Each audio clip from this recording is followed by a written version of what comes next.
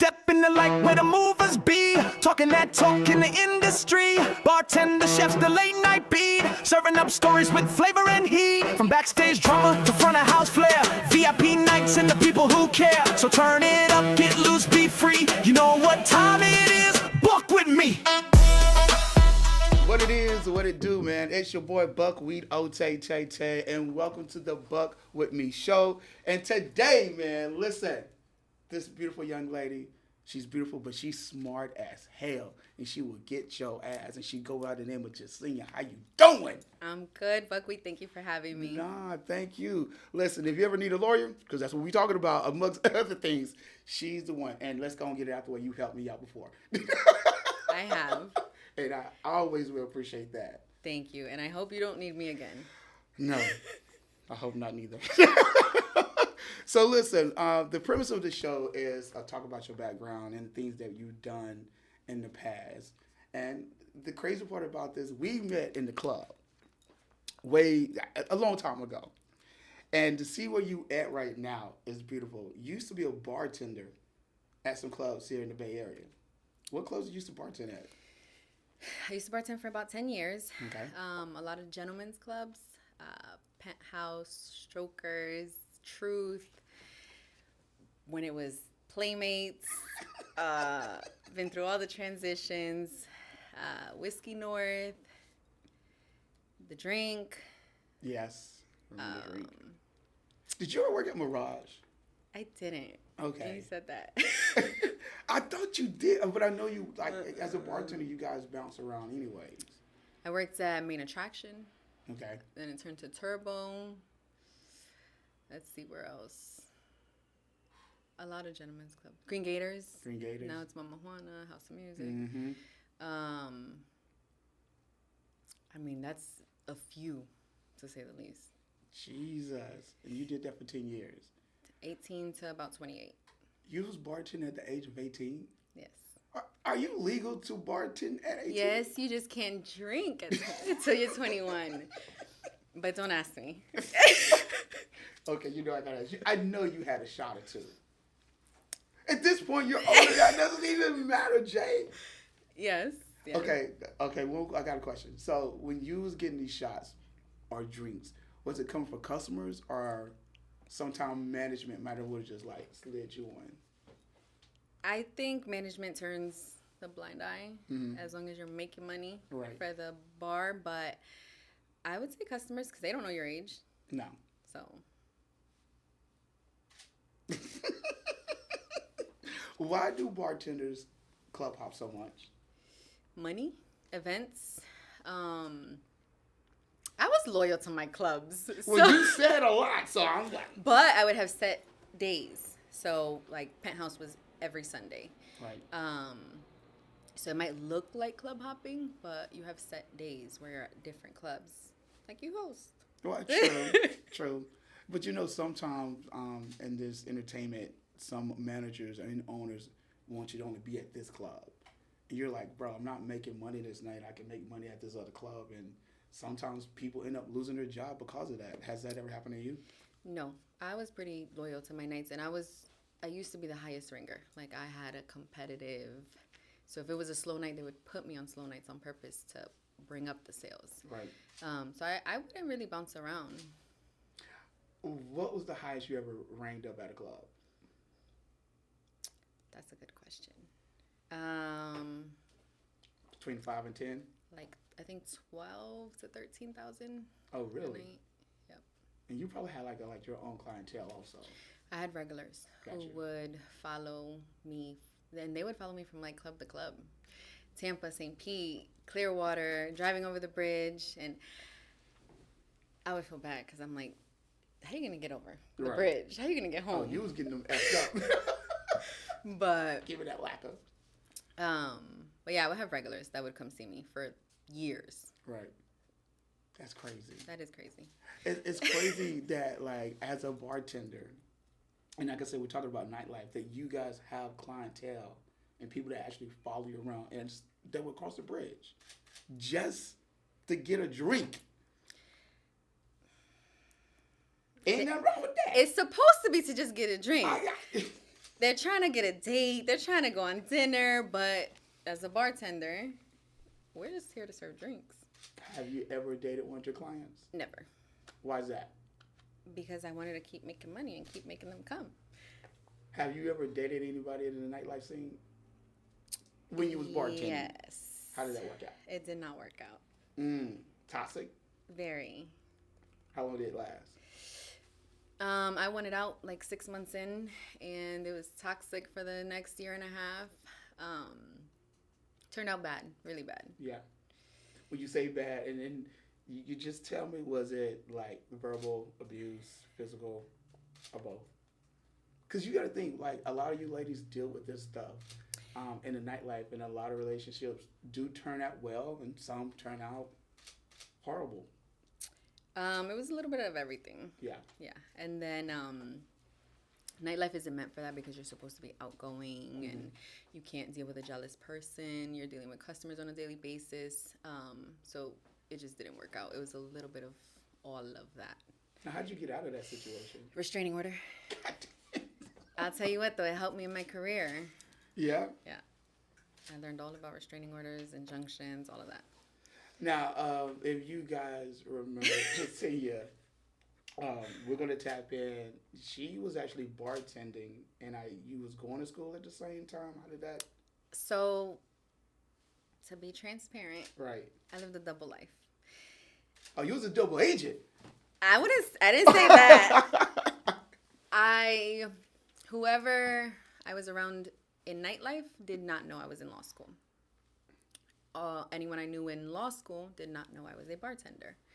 So it was like night and day. And yeah, so they didn't know. I was in school and I was bartending at the same time. And Right. then when I finished law school, you can only take the Florida bar twice a year, February and July. So while I was waiting, I didn't pass the bar the first time. Then I had to wait all over again.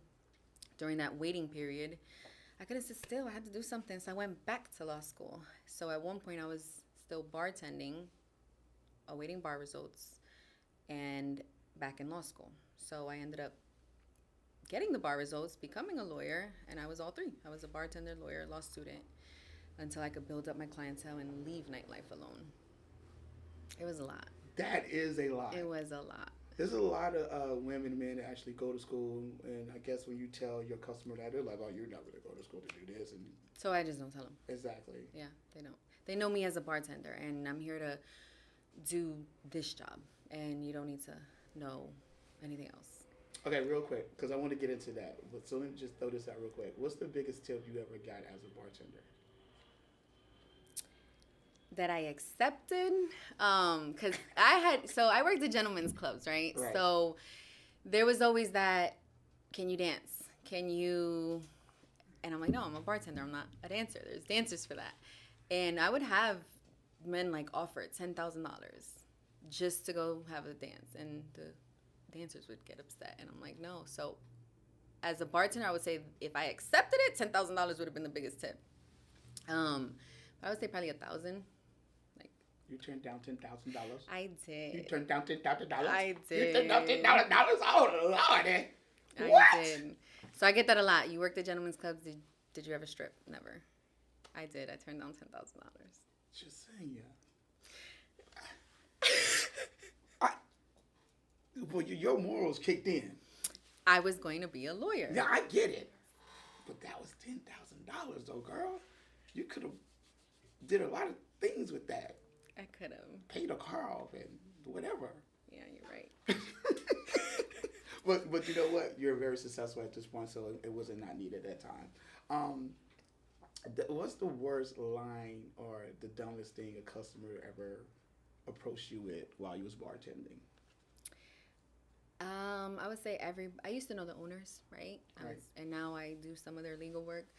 And customers used to always act like they owned the club. And when they try to talk to you at the bar, they're like, oh, I own this place. And I'm like, we know somebody mutual, like Shatik. Right. You know what clubs he owns Yeah. and whatnot. And I would have people come and tell me, like, I own this. And I'm like, you hear this? So they would try to say things like, they're the owners, so I don't need to be working there and things like that. Or if I didn't want to dance, they would go give it to another bartender just to kind of throw it in my face, things like that. That's nuts. Well, you know what? This has been a debate that I've seen on the socials here and there. What do you feel is a good tip, not just at a nightclub, but even restaurant?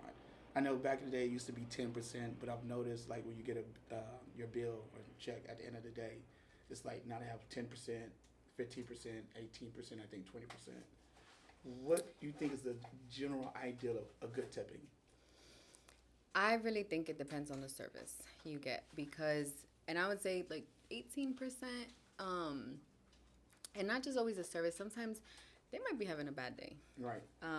So I would say 18% is like starting point. I like to tip good now because I know what that is. I would say starting off 18 to 25 and then whatever you feel. So when we go out,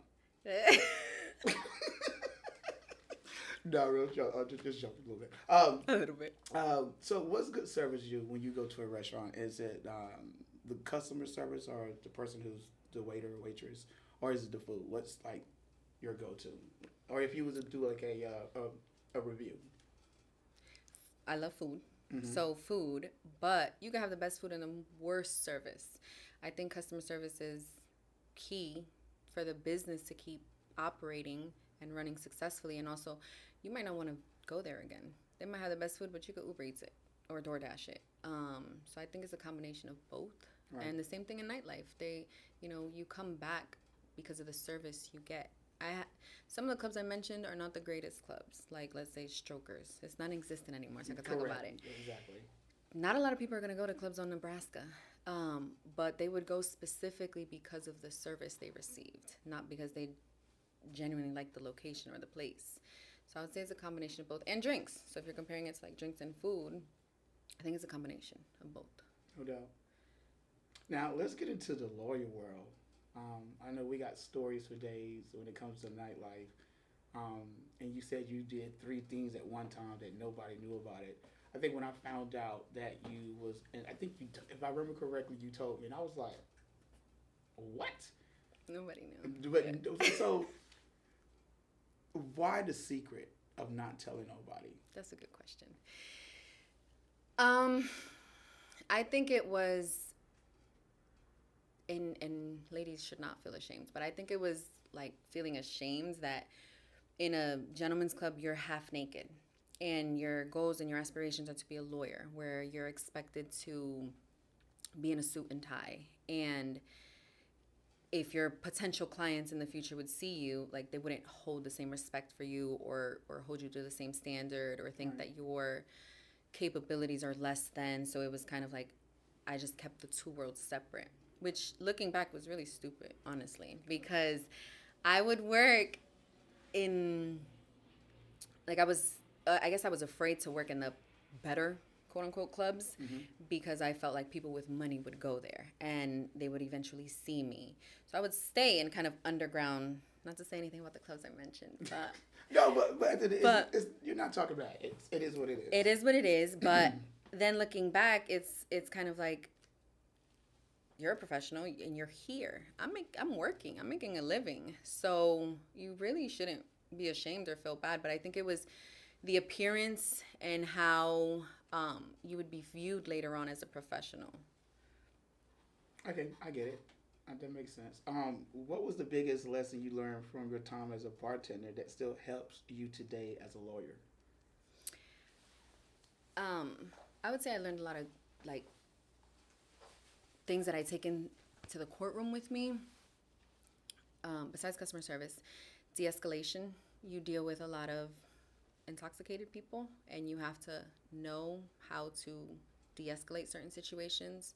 So I think I've taken that with me, whether it's with your opponent, your opposing counsel, or your clients that are frustrated, and de-escalating in a different context. But it's still the same things that, people think bartending is just fun. It requires fast-paced movement, de-escalation, working under pressure, adapting, and I feel like you can transfer all of that into what I do now. Right. So I wouldn't change it. I loved bartending, and I feel like I learned so much, and I carried it over. I want to go back and bartend. Hey, listen, I know you guys be going to the club or hanging out with your friends, and sometimes you over drink a little bit, you're hungover. What if I told you there's a way to solve that problem without being hungover? Live 21. They have 2 different flavors. They're definitely serviced somewhere here in the Tampa Bay area, and you can also order online. So when you're getting drunk, you're getting lit with your friends, and you're trying to get out how that hangover, check out Live 21. Hey, and tell them that Buck Wit sent you. And I think you probably could. That's the goal. I want to own a lounge. Really? I do. You want to own a lounge? Yes. What would it be? Like, not a gentleman's club, but like a little bar that's manageable, not too big. Mm-hmm. I can go back in the bar and bartend if I want. I own it. Who cares? You do have your own law firm, correct? Yes. And how long have you had that? I am celebrating my 7-year anniversary next month. So I've been licensed about 8 years, and so I was solo first, and then I incorporated, going on 7 years. How did your experience in the hospitality industry shape your approach to run your own law firm? I want to say I ran the clubs too. Like, I picked my schedules, my days, etc. And because for 10 years, while I worked for an establishment, I don't really feel like I worked for anyone. And that's kind of the same thing I do now. I went solo. I was licensed September 25th, and I had my first home invasion robbery in November, 2 months after being licensed.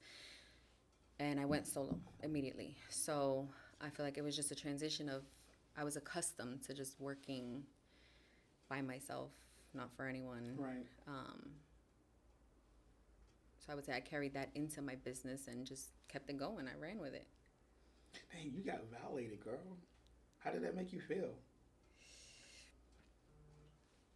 I don't think I ever processed it. I just kept going. I tried to work for the state attorney's office. They declined me.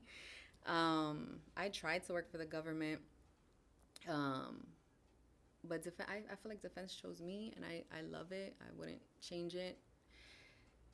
Great. I love helping people. So Right, because you do family law and... I do family law. My 2 main practice areas are family law, criminal defense.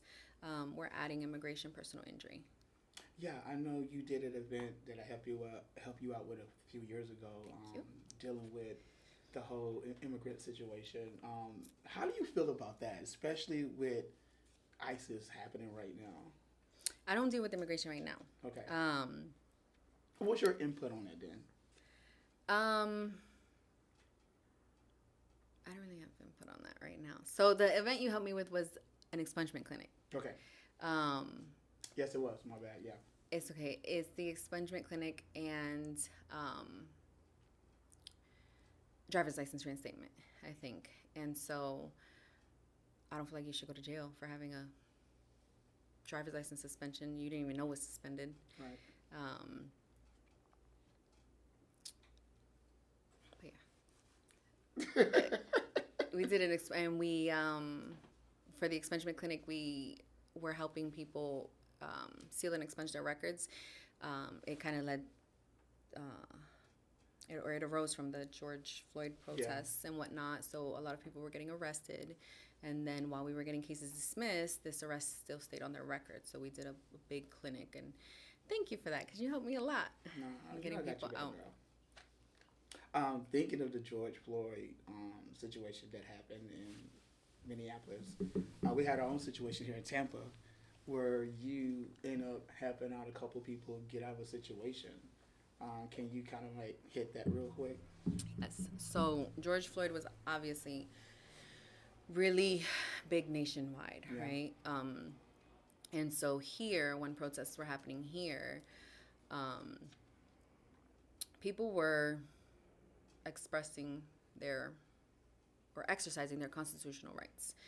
And they were, in my opinion, getting set up by law enforcement and whatnot. I hope that doesn't bite me. But it's past tense. Yes. The case is closed. And it's been closed. the state was having a hard time believing it, and we had to get like evidence from other cases and kind of piece stuff together. And long story short, a lot of, I would say, college students were getting arrested. Yeah. These individuals didn't have prior records for doing what they were allowed to do. They were allowed to go protest peacefully. So I took it upon myself to post on social media. Yeah, you did.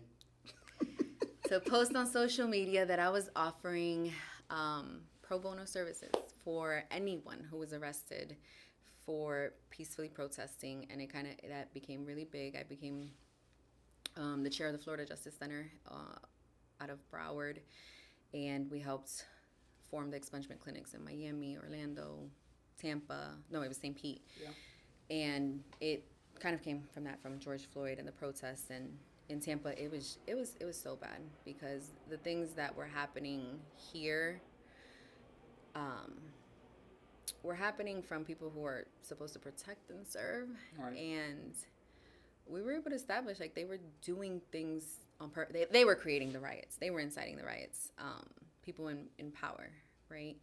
And the cases were eventually dismissed when you could prove that, and it was disheartening because these are college students that they can't get jobs. They're getting in trouble in school because of the arrest. It's just not fair. Right. But we helped them all the way to getting their case dismissed, and then when their case was dismissed, the arrest still stayed. So then we were helping them with the expungements to get that off their record too. So I was at the rally that was downtown. Hold on, that's what prompted me. I got pepper sprayed, but go ahead. Did you really? I did. Listen. I had to go at 10 because I was like, they're not doing this. There's no way they're doing this. So I go just randomly. I used to work out in Riverwalk, and I went to work out, and there happened to be a protest. So I was like, oh, let me just join. Let me see if this is really like just joins randomly. Was that your first one that you just? It was. Okay, so go ahead. And I joined randomly, and then I just started getting pepper sprayed. I'm like, I didn't even start protesting yet. So and I went live, and the live went off, and then I was like, what just happened? So yeah, that made it more of a reason for me to continue on social media. I got a lot of clients from it, and they were all pro bono, so we were allowed to post and whatnot. Could we say this was your moment that your name was established, or actually it kind of went up at that moment? I would say my social media increased. It did because a lot of people were sharing it. So I didn't know of any other Tampa Bay attorneys who were doing it until I started doing it. Then I had some amazing co-counsel who felt as passionate as I did. And I would say from that, it did grow publicly on socials. But before that, I really think nightlife helped grow my name because, like you said, a lot of people didn't know. And then it was kind of like, I heard all your problems at the bar when you were drunk. You still got problems? Because... And then, so my name kind of grew from nightlife. And then I would say the presence of social media and everyone sharing it made it grow a little bit more. Okay. This is going to be like a double question. So if you need me to repeat it, I got you. Do you feel that people go too far when they're protesting? And the reason I brought that up, I remember, and it didn't just happen here in Tampa, it happens in a lot of cities where people protest and it's like, okay, well, let's go stop traffic. I'm like, bruh, there's people who have an emergency or trying to just go to work and you're stopping traffic. And then when the police get involved, it's just like, oh, we're doing too much. You've already done too much in the beginning. So who's in the right or wrong in that situation? I do, right? So right is right, wrong is wrong. I do believe that some people took it too far. There's a difference between, and that's why when I would post on social media, I would say unlawfully arrested and peacefully protesting, because there's a difference between you peacefully protesting and you burning down a mobile gas station. Right. That's a huge difference. That's a major difference. So that's an extremist. That's a little uncalled for. That's not exercising your right. So those cases I wouldn't take. right? Pro bono. These were really people that I really believed were innocent and shouldn't have been arrested and were, suffered police brutality and police misconduct. So yes, people do take it too far with. I think it was University Mall. They were breaking in, stealing. What point does that prove? I think a shoe store did get burned down. Yeah, and a gas station. I don't remember if it was Mobil or Exxon or something, but it was a gas station. The crazy part, like I saw people on Instagram going live, and my dumb ass was like, "Well, let me drive down there." Thank God I drove down there, but I got out, and by the time I got out, literally it was more cars coming in, and I could see where it was starting to escalate. Because then people were just like, I saw a dude break a window at University Mall, and I'm like, "What are y'all doing?" So that's where I would say skills transferred over in learning how to de-escalate. Right. When you see situations like that, there's, individuals or defendants or clients are so upset at what's going on, but they take it too far. Right. And so that's where I feel like I've learned a lot of de-escalation skills where I can say, okay, I understand you're frustrated, but you're going too far. Yeah. I love how you cut yourself off. He's like, "Hello, can I say this? Can I say yeah, this?" I gotta. What inspired you to pursue law, and was there a defining moment when you knew this was your path? So, I'm gonna say I always wanted to be a lawyer. When did you know you wanted to be a lawyer? Elementary school. Really? Debate school. I liked arguing. That's the cliche answer, but I did not want to be a defense attorney always. So I always wanted to be a prosecutor, ironically. Always. I had a whole plan. I was going to be police officer, 2 years, detective, prosecutor. And I switched defense. I realized that in law school. Right. So when did I want to be a lawyer? Always. Always. I've never had any other career choice or path. But when I switched to defense was in law school. And then family law just kind of happened. Right. I can kind of see the family law kind of happening. It's easy. I could do it with my eyes closed. Criminal defense is my passion. Like, I can't give it up. What? I can't give it up. People tell me switch to personal injury. Those are the big money lawyers, but I can't give up criminal defense. That's your passion? It is. Well, at this point, that's your purpose. That it is. I can't argue with that. Being a woman, what's your background, by the way? Ethnicity? Yeah. My mother's from Ecuador. My dad's from Nicaragua. Wow. Hispanic. She's spicy. Central and South. That's it. Is it hard, or do you feel that it's hard being a Latin woman in the attorney world, I guess I should say? Absolutely. And what is that? What is your challenges? Is there one, as a woman, two, a Latina woman, it's like you're fighting with the ego of the men that think they know it all? I think it's more than that. I gotta be careful with this one, but because I want you to. I mean, I understand that you want to be careful about the words, but at the same token, like, I want you to be open, not with just me, with everybody else, because I feel a lot of young women might want to do what you're doing, but you're gonna face these challenges regardless. Yes, and they need to know, and they need to be prepared. So one, you said female. Right. Criminal defense is male dominated, right? So I don't know about the whole attorney. Maybe but for what I do, criminal defense is male dominated. I think it's because of what it takes. You have to be very aggressive and not so nurturing and whatnot. And so I have both, because family is nurturing and you have to be compassionate. So it's like a switch. But one, it's male dominated, and so it might be an ego thing. I have had, male attorneys say, I've been doing this 20 years, and, you might want to rethink that, and your motion's going to get denied anyways. And I'm like, okay, well, we'll see. Let's go. If it's going to get denied, it's going to get denied. Let's go. So women should not let that intimidate them. Right. Hispanic. I mean, you can look on the Florida bar and see how many Hispanic lawyers are in the area. There's not that many. So you're going up against, I mean, you're a minority. Right. As a Hispanic female. And I want to say age, being younger. So I graduated law school at 24. And I was licensed by 27 because I took a break. And it was the fact that I was young also. I feel like other lawyers who've been doing this 20, 30 years feel like they're more experienced and they know it all. And it shouldn't be like that. They should be your mentors. I've had really good mentors, though, I will say that. Right.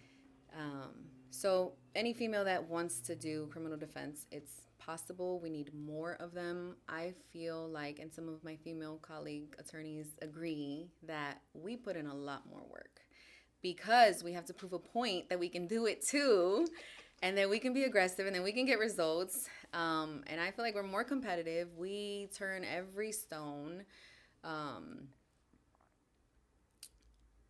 But is it challenging? Absolutely. Right. Do you go into the courtroom and see 20 male lawyers in black, gray, blue suits, and then you have a female coming in a dress and you stand out? Yes. You have to be able to use it to your advantage. So are you the interpreter all the time? No, I'm the defense attorney. I'm counsel. So it's definitely challenging, and they shouldn't be ashamed. They shouldn't feel bad. They should use it to their advantage and stand out. Have you ever had a lawyer try to holler at you, like during a case, flirt with you? Yes. I actually wanted to withdraw off of a case, and they objected recently. Oh snap! We're getting juice. Recently, like within the last 6 months, and ended up telling me, I'm like, why'd you object? I want to come off. My client's crazy. Like, I don't want to be on this case anymore. And their response was they just wanted to work with me. And it wasn't a valid reason to object. They just wanted to work with me on the case. So I don't know if you consider that flirting or what, but I wanted to come off the case. Did he ask you to, like, go to lunch or dinner? Asked me to go out for drinks. He was definitely flirting with your ass. Let's just keep it real. Yeah. That's crazy. Does that happen a lot? Because, I mean, let's just be honest. Let's be honest. You're an attractive young lady. So if I was an attorney, I would be like, don't do it, Buck Wit. Don't do it. But then that pimp side of me would be like, God damn, I got to at least try. They just try. Do they try? Yeah. Yes. Okay. Yeah, of course, I know you're going to say no. Oh, ooh. Wait, what? What was the question? Wait, what? Do they try? Yes. They try, but do I say no to them? Yes. Yes. Yeah. No. Yeah. You don't mix business with your personal No, life. and usually, so it depends. If they're opponents, we're on the opposite sides. But I have had like opponents say, I like you. And I'm like, you like my work? Thanks. Like, that's it. But we're not on the same side. We're on opposite sides. My response is always, maybe we could talk when the case is done. I just want to settle the case. And be done. On to the next. Yes. It's interesting that you was able to balance the nightlife and going to law school and everything else, the other one that you did. How were you able to balance that and to even get any sleep? I didn't. I did not. I put my health at risk. Yeah, you did. I still do, and I'm trying to work on that. I started at 18 to 28, so I developed very early on breaking night, staying up all night. I would go to law school 8 to 12, work full-time job 12:45, so I had 45 minutes to get from class to work, 12:45 to 9, and then I would go bartend 10 to 3 and study, and for years. And then law school was different. Law school back then, now it's different. The rules have changed. Back then, you were not allowed to have full-time employment and a full-time job. I had 2 children. I had mouths to feed. So I would not sleep. Because Because you're leaving the club like, what, 4 or 5 o'clock in the morning. Yep. You're closing at 3. You got to clean up. Yeah. You're waiting for security. You're waiting for payouts. And then I was in class 9 a.m. Jesus. Tired. Yo. So I rushed law school. I finished law school in 2 years and 3 months. What's the in a 5-year program to try to finish law school? Is it like 4 years or something? Part-time was it was a 5-year program for the law school I went to. So I finished 2 years, 3 months. Damn. Yeah. That's nuts. It is.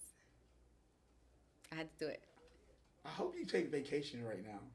Now, right now, I'm going to get back to it. I used to take a vacation like once a month. Yeah. Okay. Well, we're going to go on a vacation then. This is something that somebody asked me to ask you, and then when he asked me this, shout out to Angel, and this is actually kind of funny. Okay. Because I put it in my notes. Hold up. How do you feel about people using Chat GPT for legal advice? 'Cause I'm sorry. Go ahead. And the reason I'm laughing because I know somebody who done it, and I'm sitting there thinking to myself, won't you? Like an actual lawyer? Well, no, just a friend. Okay. I don't know. I mean, I know a lot of lawyers, but not a lawyer. But I had a friend. I'm like, that's Chat GPT. It's a computer. I don't think it's going to give you the correct information. Maybe some of it might be. I think some of it might be correct, but you better double check that because there's actually lawyers who have, I don't know if I wouldn't go to the extent of this part, but they've been sanctioned like publicly for using it and not verifying the case law. It was like made up cases. So Wow. how do I feel about it? Bluntly, you're an idiot.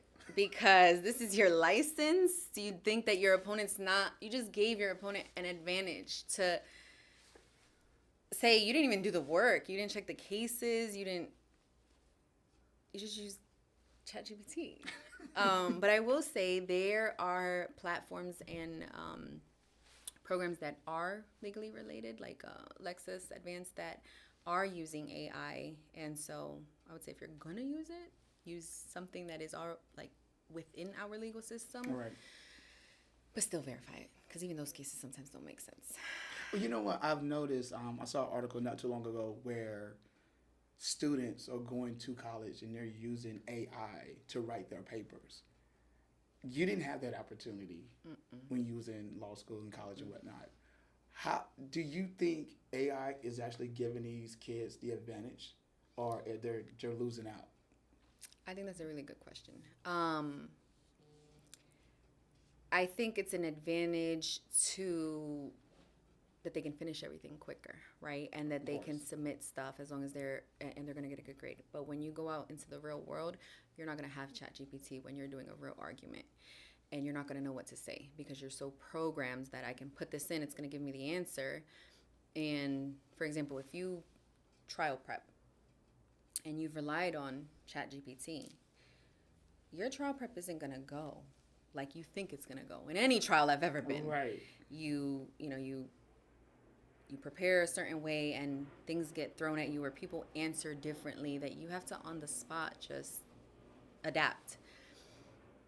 So you've set yourself up for failure. If you've used ChatGPT, you're not going to be able to respond. You're not going to be able to come up with the right answer. You've been fed this answer. And you're not learning it. You're definitely not learning. You're not learning it. You're not retaining it. You're just, let me go ask ChatGPT. So to appear like it's an advantage, I mean, they can get a good grade probably if they got to submit an exam, but go on an interview, you've set yourself up for failure. Prep for trial, you've set yourself up for failure. And I think that's a disadvantage because they're not learning the skills that it takes to really do the work. No, that makes sense. That makes plenty of sense. Like you just said, you're not retaining anything. Nothing. So if you're a college kid watching this right now, ChatGPT, no, it's not going to work. It's not going to work. How has it been a mother influenced the way you advocated for your clients or to be a team leader? Say that again. How has it been a mother influenced the way you advocate for your clients, like your mother instincts, like helping out with your clients and also being a team leader at your office? Patience. You have to have patience.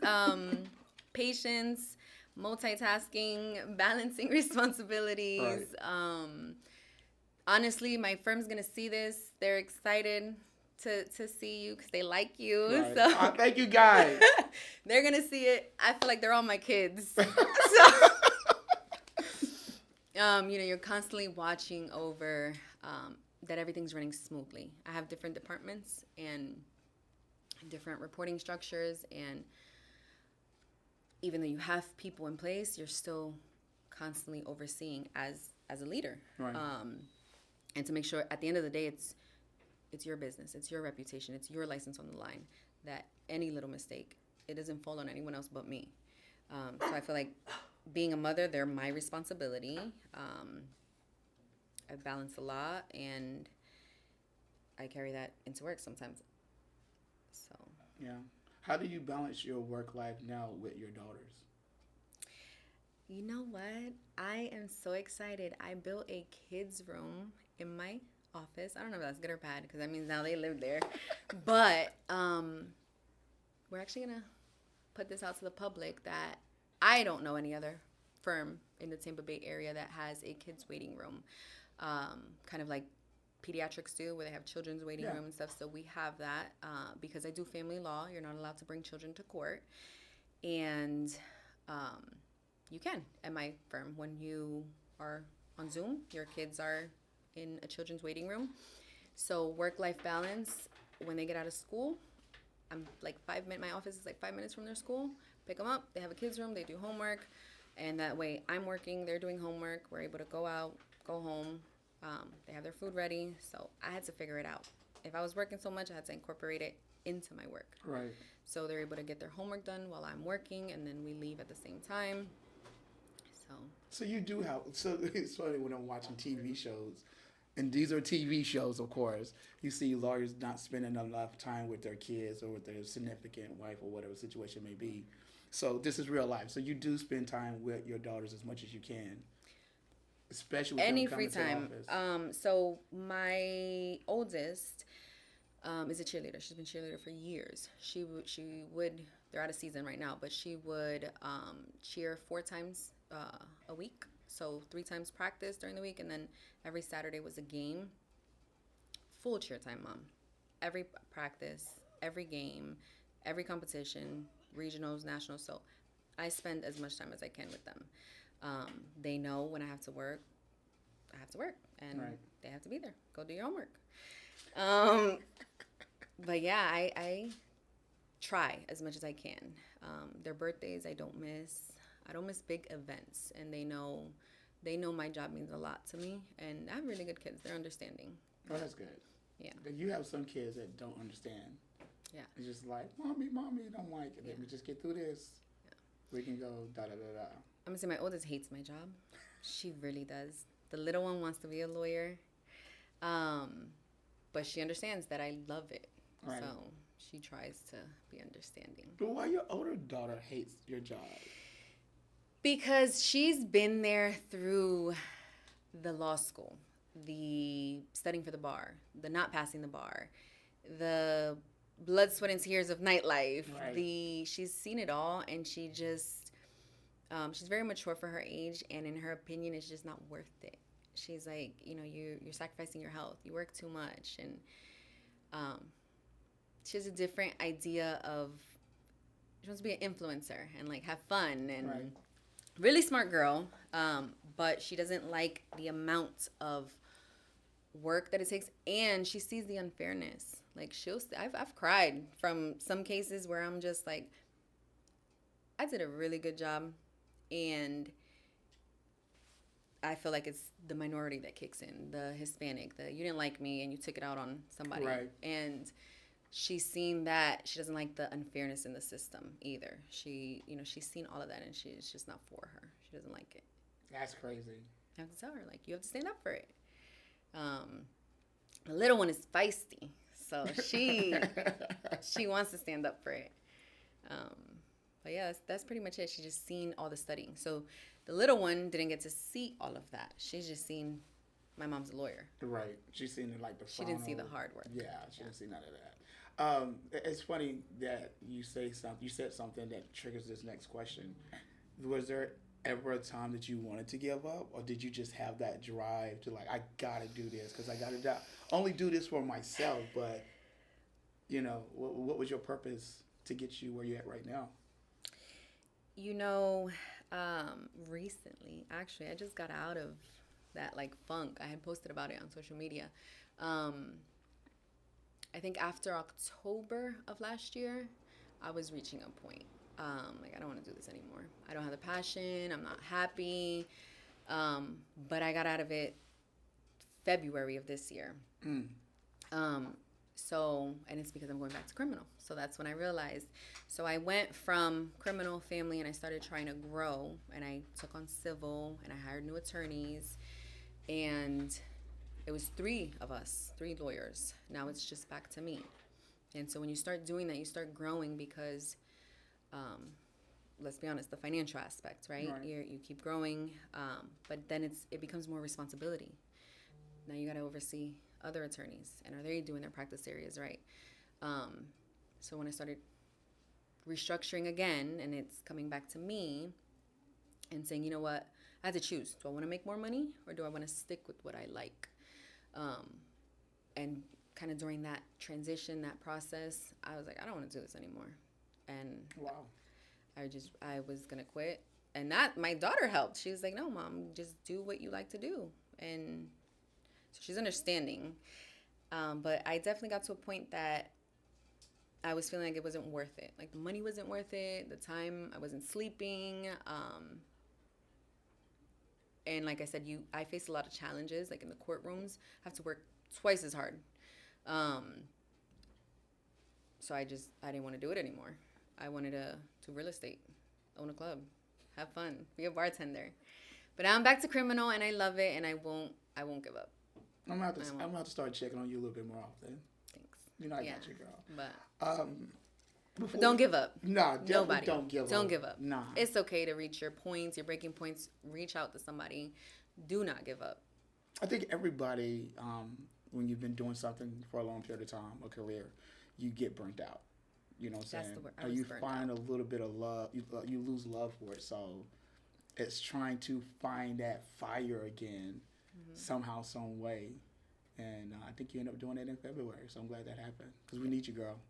Thank you. And you know what? That's what it was. I started getting some really good reviews, and I was like, you know what? I need to keep doing this. You got to. We need this right here. We need this. We need you in the courtroom. You know, to hold us down for the minorities. Yeah. Now that you built your own law firm, what's the legacy you hope to leave behind? Well, my little one wants to be a lawyer, so I hope that I leave it for her, and she doesn't have to work as hard as I did. And that I can influence other people in my same position to do the same. So as long as they can remember what I've done, what I've established, and then my children can carry it on, like, I'm good with that. Okay. And your daughter's going to be a lawyer? That's what she's saying right now. You know, these kids be changing their mind like the wind. Yeah. I can see her, though. She's feisty. She's just got to get her grades up. But the one that doesn't want to be a lawyer, she would be a really good lawyer. Yeah. You never know. Yeah. She I might. think they both should be a lawyer. I'll support whatever they want to do. You know what? That would be so crazy, like, to have both your leave daughters that. working at your office. Like, that would just, like a family situation. They shred right now. Go shred the papers. You had mentioned earlier while we was talking about, like, nightlife and you getting back to maybe bartending on down the road. You never know. Clubs, hit her up. But you also talking about doing a lounge yourself. That's something that you might be eyeing down the road. Hey, what's up? It's your boy Buck Wit. I shoot my Buck Wit Me podcast here at Ben Media Lounge. And Angel, let them know what you got here. Man, we have everything here. We have audio recording for your songs, for voiceovers, for audiobooks. You can come record all your content here. We got a bunch of rooms, different settings. You can record your podcast. We can help you with your publishing. We have a whole photography studio with props and dressing room. Yep. And I mean, really, what don't we have? I think is a better question. We are at 5008 West Limeball Avenue, Suite 1. Come check us out. There it is. Yeah. I actually, I reached out to some people. So if you know anybody, there's no liquor licenses available. Yeah, that's. So that's the hurdle. But down the road, absolutely. Yeah. Yeah, that's the problem have heard about the liquor license here in Tampa. But with that being said, Tampa has grown since COVID. A lot of restaurants open up, a lot of like little lounges have opened up. So you never know. Have anybody got a liquor license? Hit me up. So we can hit Jay up and make that happen for my girl. Yep. You know what I'm saying? So listen, are you hiring right now at your office?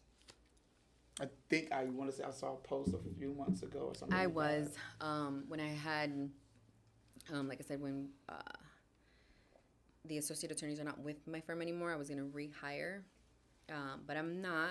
One of my paralegals actually just passed the bar, so shout out to Congratulations. him. What's her name? Him. Oh, him. My bad. Julio. Julio. Congratulations, big dog. So he should be licensed hopefully in the summer or September-ish. So I'm not hiring because I'm waiting for his license. He has to take one more exam, but he passed the most important one, which was the bar. I would say I'm not hiring right now. Right. I think we're good right now. Okay, but down the I road was there's a overstaffed. possibility. Absolutely. So it was 10 of us, and we're down to 7. But right now, because I'm restructuring, I'm getting rid of practice areas I don't want and bringing back in criminal. Our focus is restructuring, making sure everyone's happy and what they do, and really getting lined up for some trials. Then we'll hire, probably closer to August, September. Okay. All right. With that being said, before we close out, is there any advice that you want to give to anybody who's going to law school? And you can look right into the camera, just to give them that motivation not to give up. It's hard, it's challenging, but it's worth it. And definitely do not give up, ever. Don't give up. Never ever. What's the name of the office again? Law Office of Jasenia Rosales. And what's the address? Let's go. Hey, I'm trying to get you some new clients, girlfriend. It's located in West Chase, 13119 West Limeball Ave, Suite 102. Just saying, thank you so much for coming through today. Thank you for having me. It No, was a thank pleasure. you. Good, that's my girl. That's my dog. Hey, thanks for watching the Buck With Me podcast. And again, thank you, Justine, for coming through. Thank you.